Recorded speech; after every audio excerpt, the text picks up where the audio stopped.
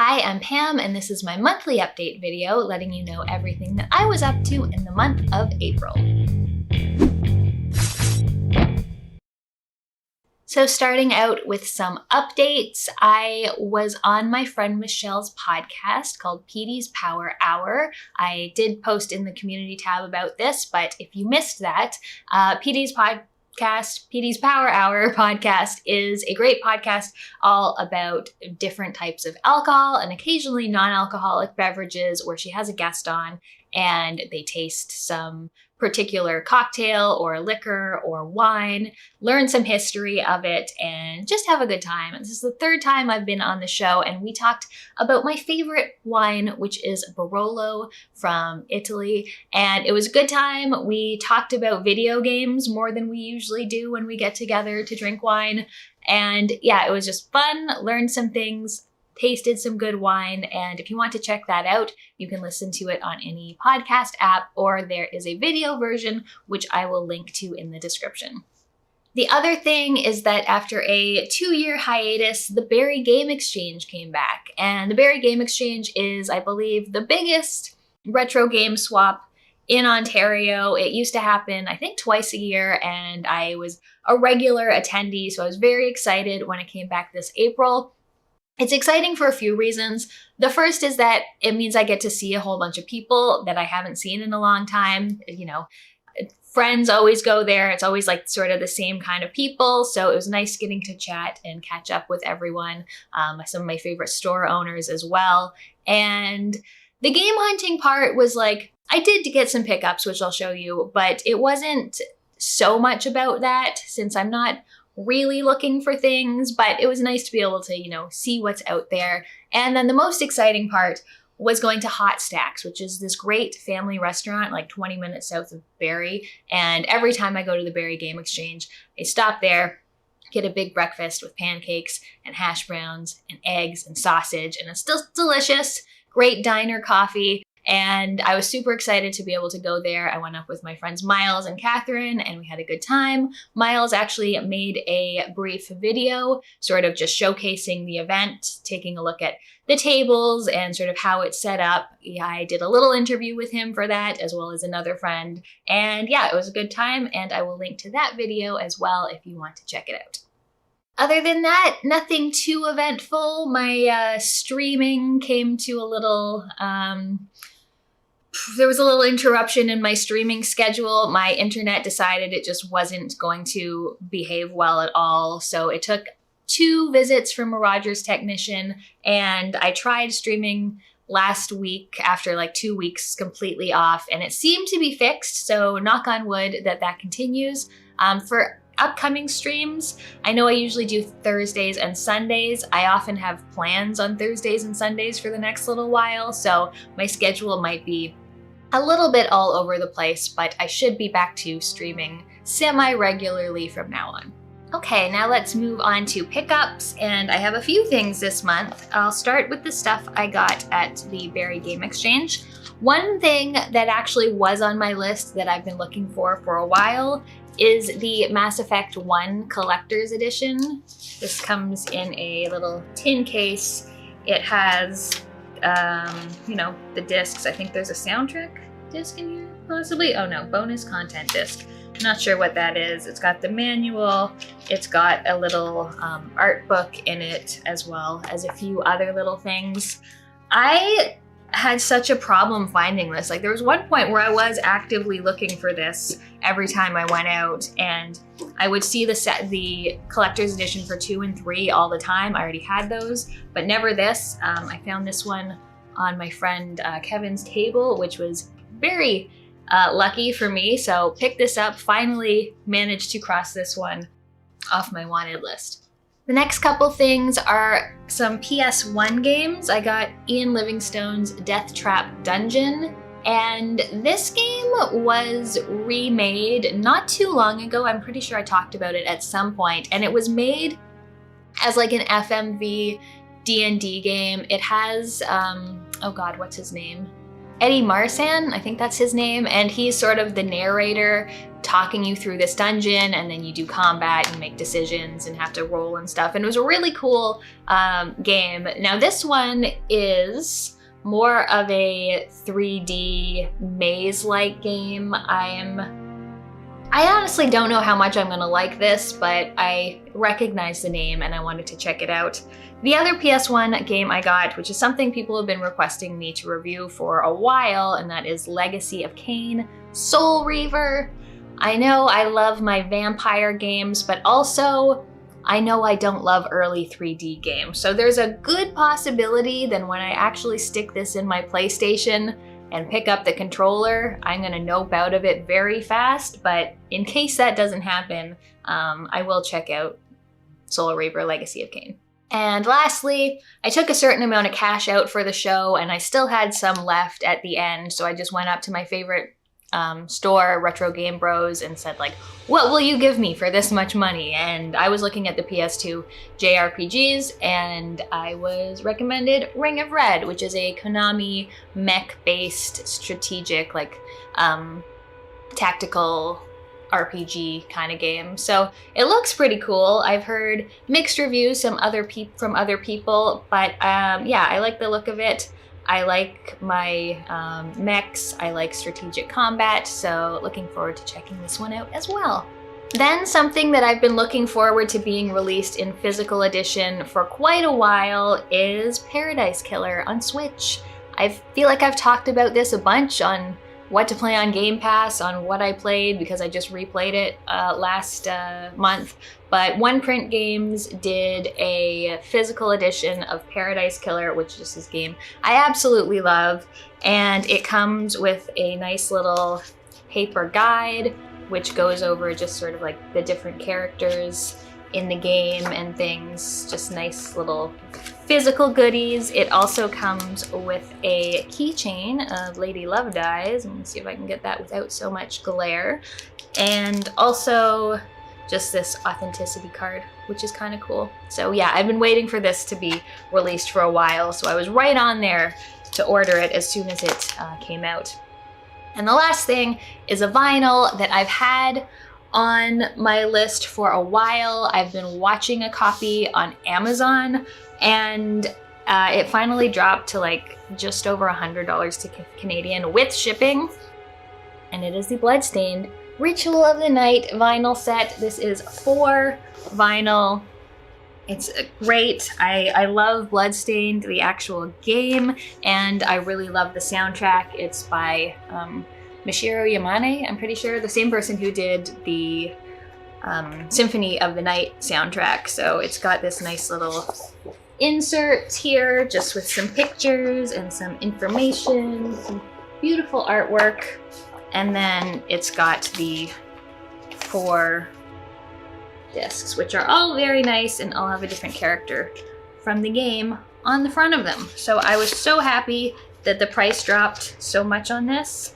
And yeah, now I have this in my collection. I have a couple other vinyl that I've ordered. They haven't come in yet. Actually, a couple other games I've ordered that haven't come in yet, but those will be for a future video. Okay, now let's move on to what I've been playing. There were a number of games this month, which is, you know, kind of par for the course. The first thing I finished was The Lost Files of Sherlock Holmes, The Case of the Rose Tattoo. I had been streaming this for quite a while. It took a number of sessions, like maybe 6, to get through the entire game. And overall, it was really good. It is an adventure game that uses full motion video capture for the characters walking around on screen.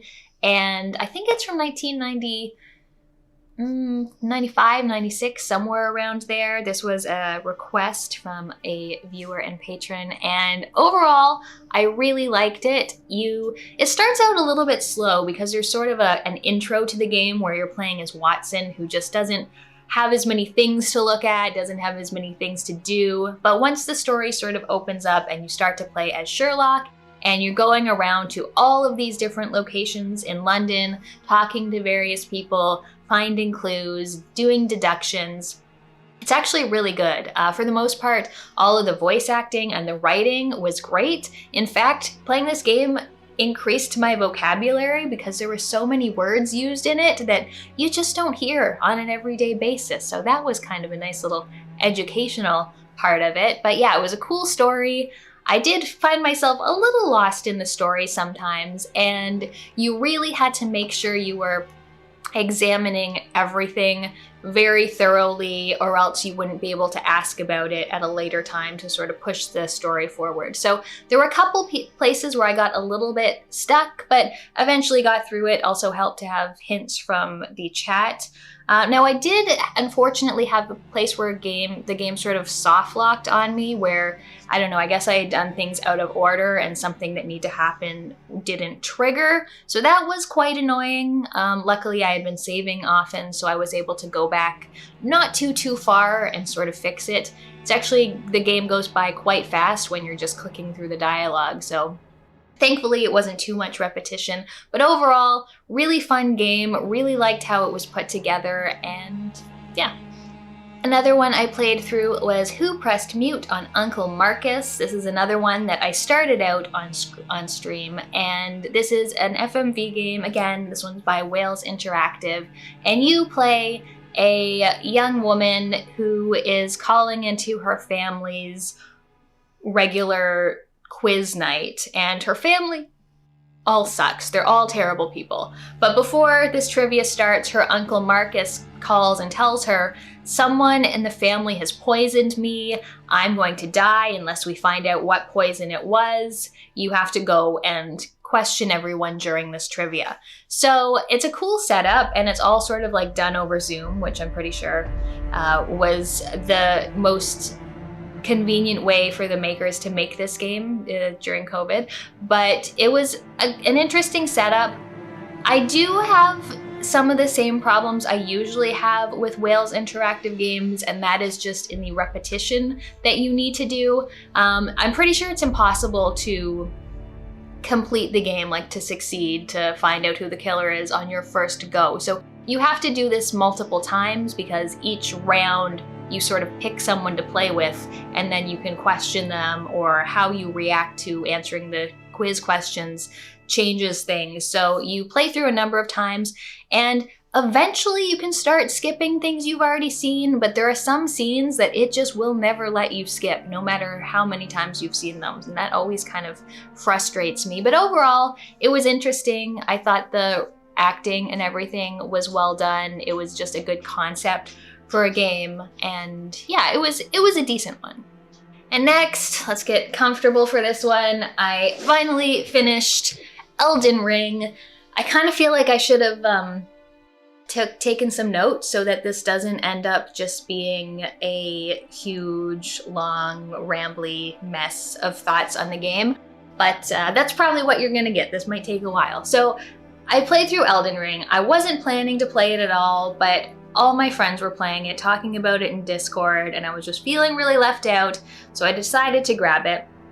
And overall, I think it's a very good game. If you know me at all, you know that open worlds, not really my jam. I find them a little too empty and pointless and overwhelming, but Elden Ring does have an incredibly well-designed open world with all kinds of great things to discover, whether it's dungeons or mini bosses or little, I don't even know what to call it, like little scenes of like what the enemies are doing or what other characters are doing that, you know, you don't necessarily interact with it directly other than possibly stabbing them all, but just like there's always something interesting going on in the world, and I really liked that. I found that Elden Ring, if you have never played a Dark Souls game, I feel like Elden Ring would probably be a good place to start, just because of how adaptable it is and how open it is. There's so many different ways to play, which is, you know, kind of par for the course for the series, but there's also a lot of ways that you can get help through the game, and things like ashes, so you can like summon a little companion to help you split aggro and do damage to enemies. You can sort of go where you want, when you want. So if you run into something that's too difficult, you can just leave and go explore a different area. So it's very open, which at the same time can be overwhelming, I'm sure. But it's open for what you want to do, when you want to do it, and like gives you just so many options for your weapons, your different buffs you can use.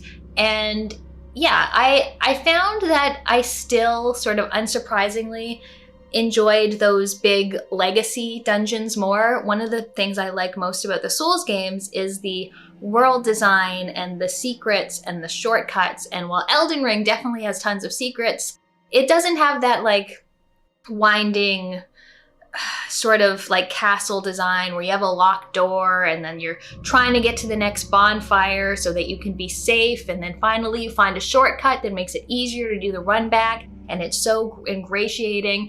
And it doesn't have that as much, but I do really like those legacy dungeons and sort of being met with a boss who, I mean, I guess I could just fast travel away, but who it's like, here, fight this boss now. And I really liked doing that.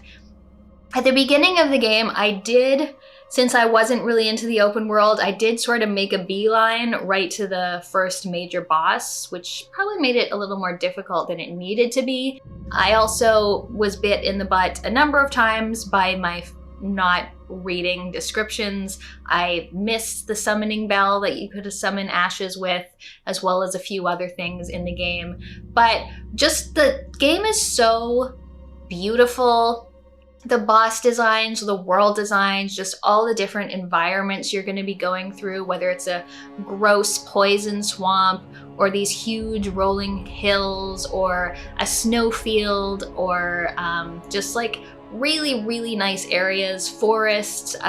Again, I really like the sort of classic castle style dungeons a lot, like the Academy, but I liked the game a lot. I played through using an int dex build, which is not what I usually do. Usually I'm not much of a spellcaster in the Souls game, but I thought I should try it for this, and that was a lot of fun using magic, actually, even though it also took a really long time for me to get new magic spells. But yeah, that was great. I ended my playthrough at 99 hours and 59 minutes, which is actually, I wanted to come in under 100 hours. I know a lot of people have spent like way over 100, and I liked it a lot. I liked a lot of the boss fights. I liked doing co-op, although co-op is a bit of a mixed bag, because while it is really fun to get two other people and sort of go running through an area together, they make it as annoying as possible to actually get in a group and stay in a group. Only the person who's the host sort of gets credit for any boss kills you do. Only the host can get new sites of grace, so anyone else will have to come back and do it later.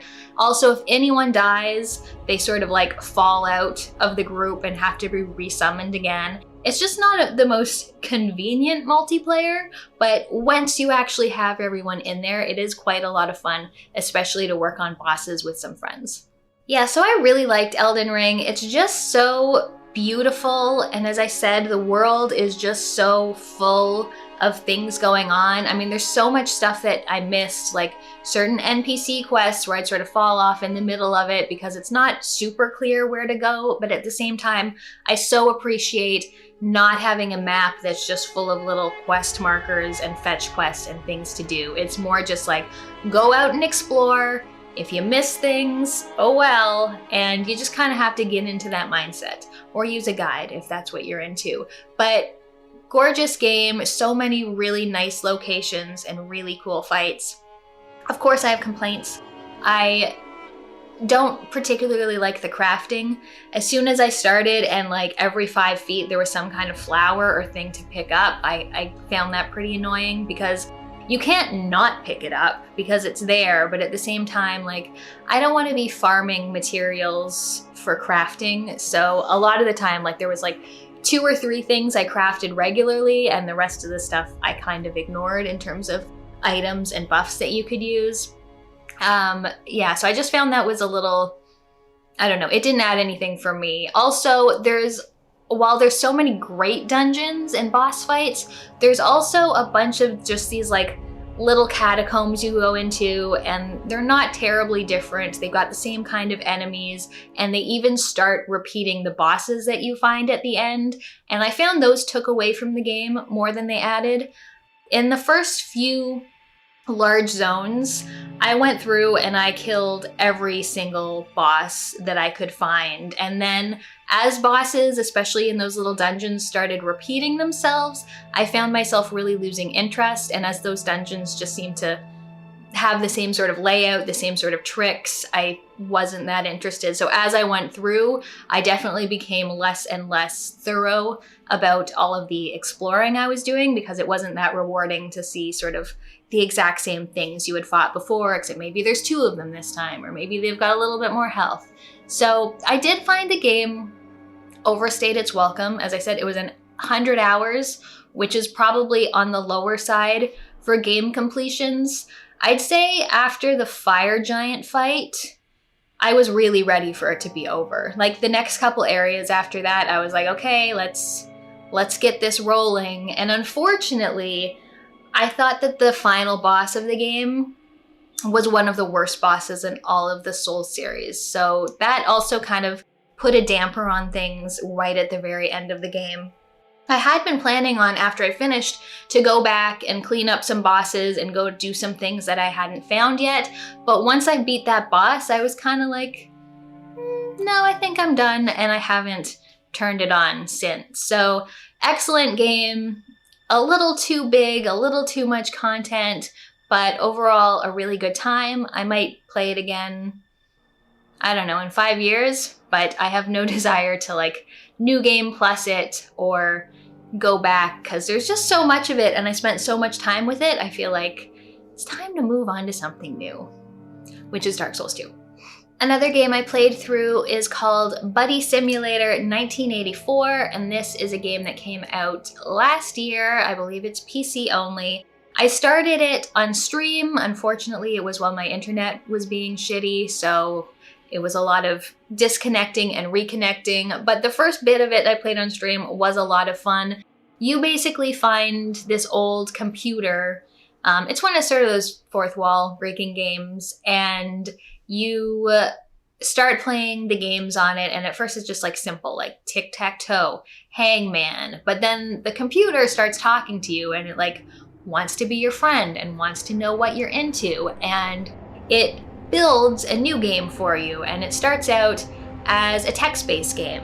And this was a lot of fun. You're sort of just going through this area and you find a house, but the door is locked, so you need to find keys and go to a park and go underground. And I really, really liked this text-based part of it. It was just the right amount of creepy, but also quite humorous at times. And the game sort of goes on from there with this computer trying to be your best buddy and trying to make a game that will please you. And I did find I kind of enjoyed it less as it went. Like, I really liked the text parser part of it a lot, and then it sort of evolves into something else, and that was still good. And then the sort of next evolution sort of became a little less interesting as sort of new mechanics keep getting added onto it. But overall, I really liked the story. The characters were really funny. I liked the writing in it a lot. If you watched that Twitch stream highlight, the beginning where I'm talking like a toddler, that was from Buddy Simulator. But a good game if you like those sort of meta, fourth wall breaking, sort of spooky kinds of games, kind of like Daniel Mullen's games, though I wouldn't put it quite on that level, then this is a pretty decent one of those, and I give it a solid recommendation. I also played through Life is Strange: True Colors, which just came on Xbox Game Pass this month.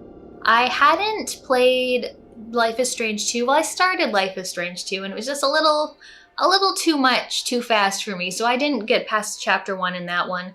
But I've been wanting to play this one. You play a girl, I think her name's Alex. God, I'm so bad at names. And she had been in the foster system, and she goes to this beautiful small town in the mountains to meet up with her older brother and sort of start a new life in this town. And it's sort of your typical Life is Strange thing. It's a paranormal aspects on, you know, sort of small town life and dealing with relationships. In this case, Alex is an empath, so she can see people's very strong emotions and feel them herself and sort of use that to help people. And that was kind of cool.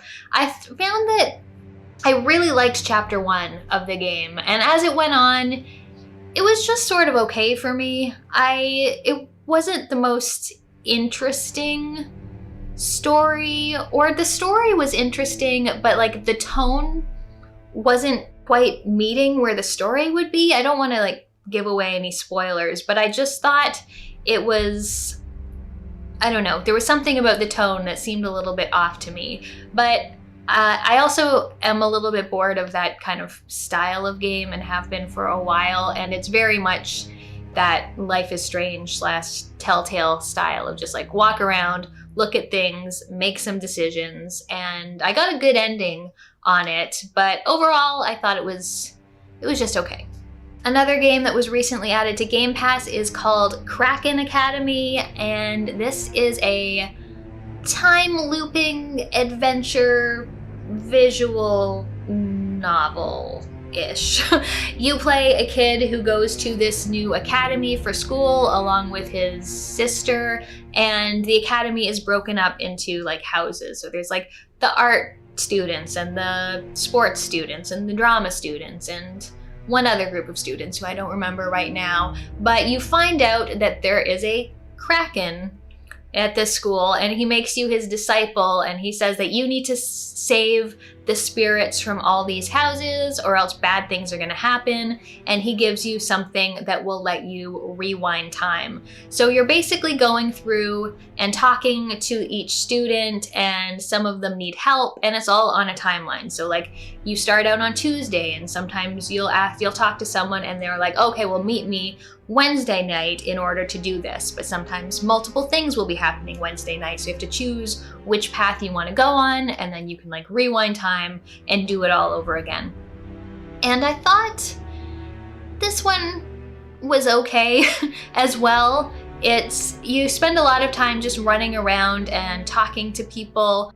I liked the time looping element of it, but I found that the 3-day cycle was almost too long. Like, on the first day, I would talk to everyone, and then the second day, I never really had anything to do, so I just ended up sort of using the time skip mechanic to get past that. And then on Wednesday, you had to pick one of multiple things that you wanted to do. So it's just like the pace and the setup of events wasn't quite ideal, but overall it was decent. The writing was good. I liked the overall story. Very sort of chill gameplay, just sort of running around on a sort of top-down view and talking to a bunch of people with a few little mini games in order to do things. But it was, yeah, this one was okay as well. My usual online multiplayer group of friends, we've been going through a number of things this month, trying to find a new game we wanted to play.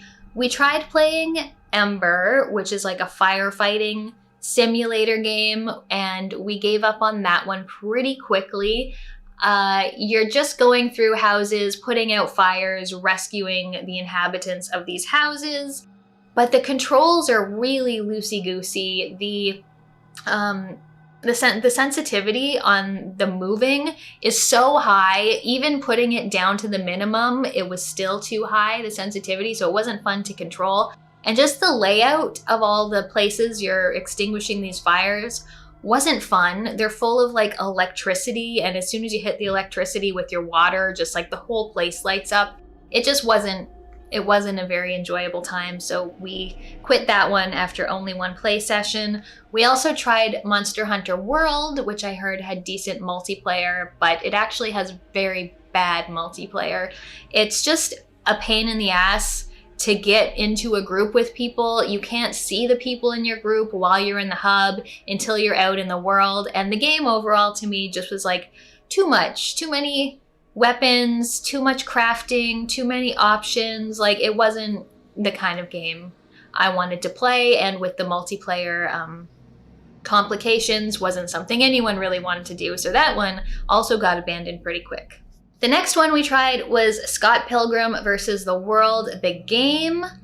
And I remember liking this when it first came out on Xbox 360 because I played it back then, but playing through again, it's a bad game. We did play through almost all of it, but it's sort of a very River City Ransom inspired beat 'em up. You've got a selection of characters to use, and you go through all of these areas from the movie, which are also areas from Toronto, which is cool that I can recognize them other than they've changed all the names, I guess for legal reasons.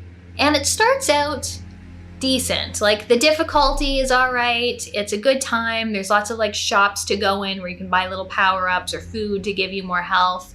But as the game goes on, it gets more and more annoying. At one point, they added platforming to it, which was just terrible. Anytime there was platforming, sucked. Like, your character just don't move well enough to be platforming. They either do tiny little jumps or big, huge jumps, and it's very difficult to do any of that. It was just death after death after death anytime we did that.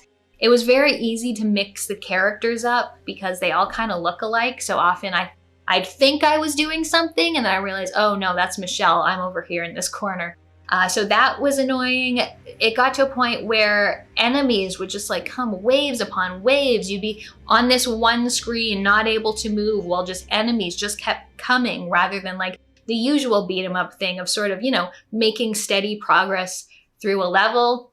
It's also really buggy. There were a number of places where we just couldn't move. Like, there would be either an invisible enemy not letting us continue on to the next screen, or nothing not letting us to continue on to the next screen.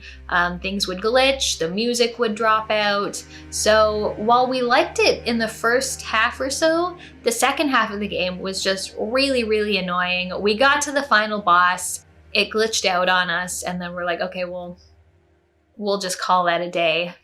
So yeah, I thought Scott Pilgrim vs. the World was a fun game, but it turns out it's really not. And the last thing that I just played over the last few days is a game called The Gunk. And in this, you play a character named Ronnie, I think is her name.